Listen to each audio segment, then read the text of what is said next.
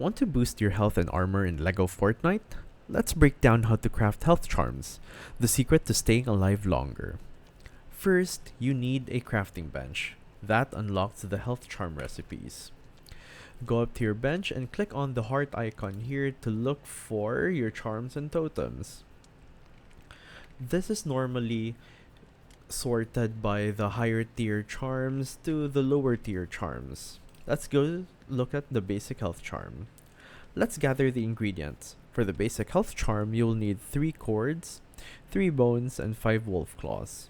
You can craft cords at the spinning wheel from 5 vines, bones from skeletons in caves or at night, and wolf claws, obviously, from wolves. Hunt smart and gather extras. Craft the charm at the bench and equip it from your inventory. Boom! Extra health just by wearing it. You can equip up to 3 charms at once, and yes, they stack. Higher tier charms give even more boosts, so keep upgrading. Now, you're tanky, tougher, and ready to face tougher enemies. Smash that like if this helped. And see you out there, everybody.